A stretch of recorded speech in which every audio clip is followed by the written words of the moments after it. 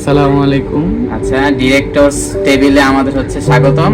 আমরা মূলত এখানে হচ্ছে আমাদের পুরো ফিল্মটা কিভাবে জার্নি যেটা ছিল সেটাকে আমরা এক্সপ্লোর করব। আর ওর কাছে কিছু কোশ্চেন আছে যেগুলোর অ্যানসার আসলে আপনার যারা মনে থাকতে পারে সেই মাধ্যমে এটা পাওয়া যাবে। ঠিক আছে, তাহলে আমরা কোশ্চেন দিই। এই কোশ্চেনই শুধু কোশ্চেন নয়, আপনাদের কোশ্চেনকেও প্রাধান্য দেওয়া হবে। আপনারা আপনাদের যৌক্তিক মন্তব্য করে যাবেন, আমরা ইনশাল্লাহ উত্তর দেওয়ার চেষ্টা করব। সো যদিও আমি এই চ্যানেলের মানে মিস্টেক ফিল্মসের এডি, বাট ভাগ্যবশত আমি এদিন মেইন রোল ছিলাম। যেটাই হোক, তো মেইন কোশ্চেন, ওকে, এক লাইনে বলো ভয় আসলে কি? আসলে ভয়ের ব্যাপারটা তো এমন জিনিস, আসলে প্রত্যেকটা মানুষেরই তো মনে ভয় থাকে, মানে যে কোনো একটা কাজ শুরু করার পূর্বে ভয় থাকে। এখন এটা যেহেতু আমাদের এক বাক্যে এখন বলা লাগবে, ভয় হচ্ছে এখানে একটা বাঘের ভয়। যে আমাদের হচ্ছে গ্রামে অথবা প্রচলিত একটা কথা আছে যে যেখানে বাঘের ভয় সেখানে রাত হয়। তাহলে তো ওই যে বাঘের ভয়টা, এই বাঘটা তো আসলে কোনো বন জঙ্গলের বাঘ না, এই বাঘটা আসলে আমাদের মনে থাকে। তো ওই যে মনের যে বাঘটা, ওইটারই আসলে আমি সিনেমাতে দেখানোর চেষ্টা করছি। ফার্স্ট কোশ্চেনে আমরা যথাযথ উত্তর পাইলাম। সেকেন্ড কোশ্চেন, এই গল্পটা মাথায় প্রথম কখন এসেছিল? আচ্ছা, প্রথম আসলে সত্যি কথা বলতে এটা আমি এর আগে কখনো বলি নাই। গল্পটা হচ্ছে শুটে যাওয়ার 1-2 দিন আগে আমার মাথায় আসে। তো আমার হাতে বেশ কিছু গল্প আছে, বাট প্রত্যেকটা গল্পই হচ্ছে একদম লার্জ স্কেলে বলা লাগে, একদম মানে প্রথম বিগিনার হিসাবে একদম স্টার্ট করার জন্য একটা গল্প না। তো আমার মাথায় তখন একটু প্রেশার ছিল যে আসলে এমন একটা গল্প বলা উচিত যে গল্পটা আসলে 5-6 মিনিটের ভিতরে শেষ হবে, বাট গল্পের ইম্প্যাক্টটা অনেক লার্জ।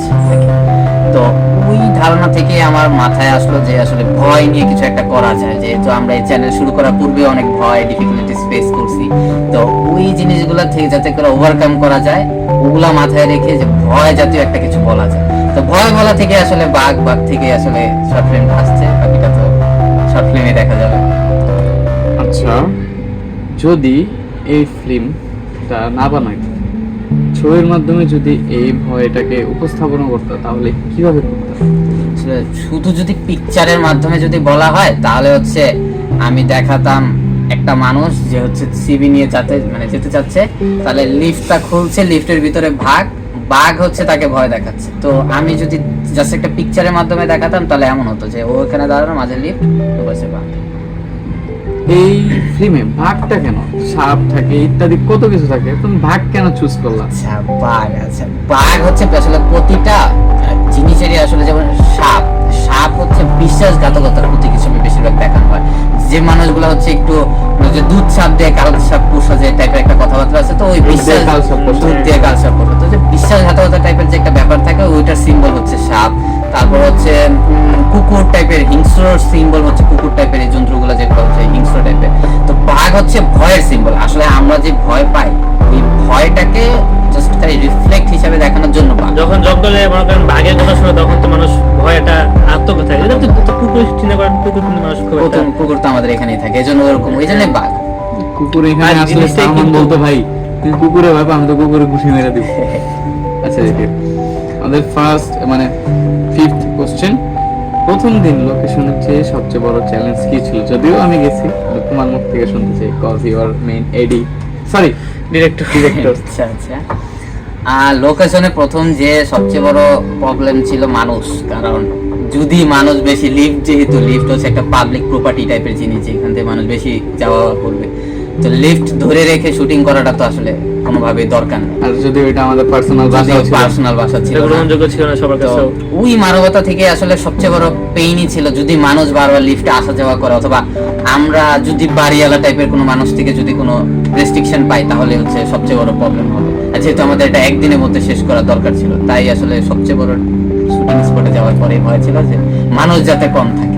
তারপর কিন্তু আমরা আলহামদুলিল্লাহ ক্রাউড অনেক কম, আর ভাগ্যবশত আমাদের শুটিংটা খুব তাড়াতাড়ি শেষ হয়েছে। শুটিং আর মানুষজন না থাকায় আমাদের ব্যাঘাত করে না কোনো কিছুতে। কেউ আসলে কোনো হচ্ছে নিচের যে দারুণ টাইপের লোক ছিল, উনিও কিন্তু কোনো আমাদেরকে বলে সাহায্য করছে।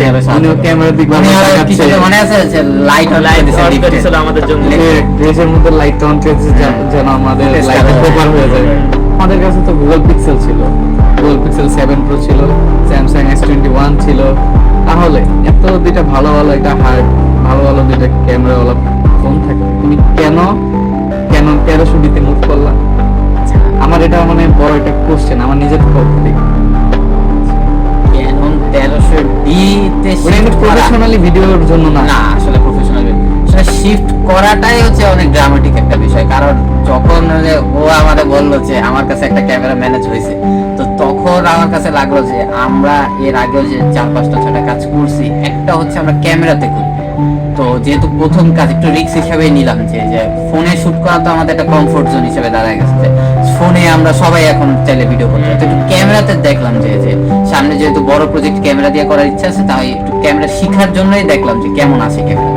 যেহেতু সালমানের কাছে ক্যামেরাটা খুব তাড়াতাড়ি ম্যানেজ করা সম্ভব হয়েছে, এখন সালমান বলো 1300 কেন নিলাম? আসলে প্রথমত আমার যেটা কোশ্চেন ছিল যে আপনি যেরকম বলছেন আমারও সেম কিভাবে আসলে আমার কাছে যখন ক্যামেরা আসে, তো আমি চিন্তা করলাম যে আসলে ফোনের ক্যামেরাতে খুব একটা আউটপুটটা পাওয়া যায় না, না পাওয়ার কারণে আমরা চিন্তা করলাম যে আসলে ক্যামেরা ট্রাই করে দেখি না কেমন আসে।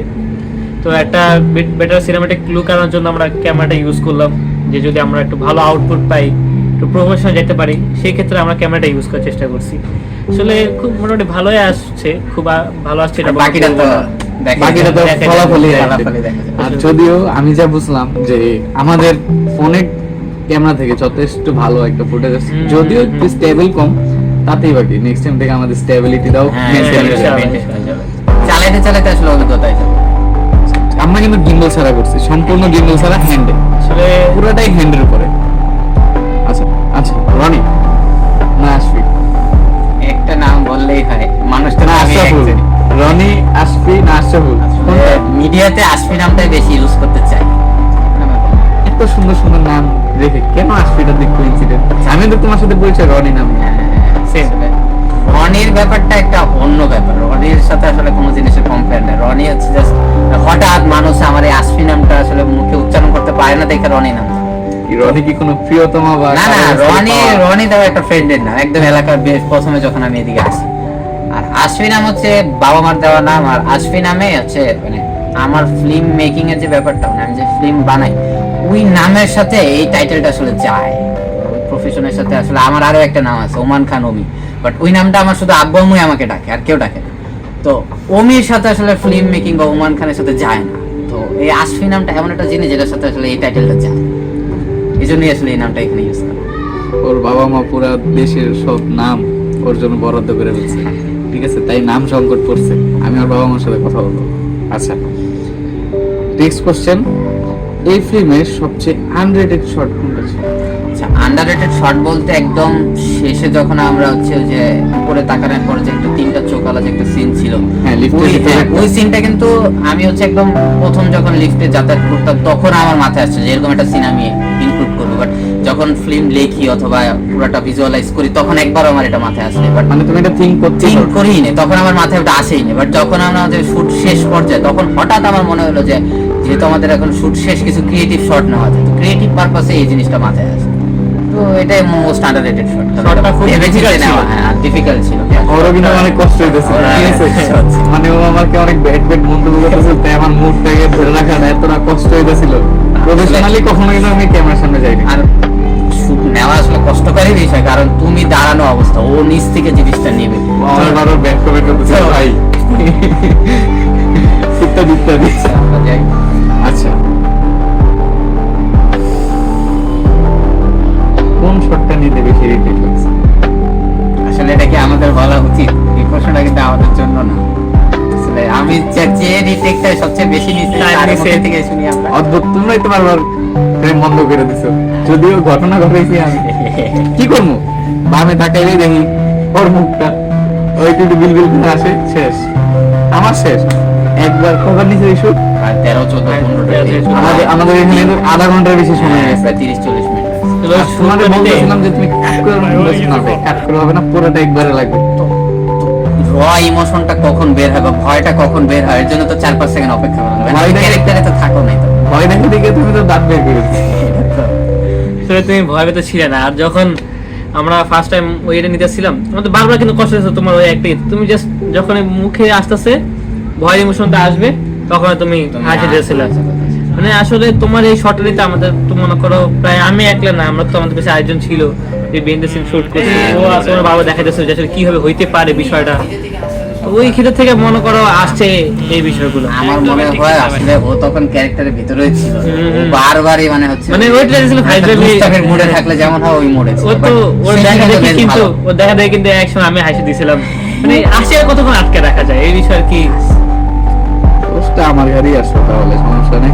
যদি আমি দোষী, নেক্সট টাইম থেকে দেখে দেখে সালমানের কষ্ট হয়েছে, ওর পজিশনটা ছিল 2 পাও জায়গায় ক্যামেরা ধরে ছিল, আবার তুমি তাহলে বলছো ঘটনা দুই হচ্ছে ক্যামেরা ছিল। আমাদের আমি বামে তাকে আর দুই গিম্বেল বা ইয়া নাই তো, সমস্যা হচ্ছে ওই জায়গায় কোনো স্ট্যান্ড বা গিম্বেল না থাকার কারণে, আমাদের তো lens আবার তো ওটা- এক্সট্রা মনিটর লেন্সের কিছু ডিফিকাল্টির জন্য আর এক্সট্রা মনিটর থাকলে আসলে আমাদের একসাথে থাকা লাগতো, হ্যাঁ, ডিস্টেন্স হ্যাঁ, ওর মতো আমি দেখতাম। হ্যাঁ, ও আমার ওই থেকে ইনস্ট্রাকশন দিতে পারতো। সমস্যা নেই, ভুল করতে করতে সবকিছু ভুল একসাথে করে ফেলবো, কোনো সমস্যা নেই। যেহেতু মিস্টেক শুরু করছি, মিস্টেকের সব ইনস্ট্রুমেন্টও ম্যানেজ হয়ে যাবে ইনশাআল্লাহ। ইনশাআল্লাহ। আচ্ছা, পরের কোশ্চেন, তোমার ফেভারিট ফ্রেম কোনটা আশফিক?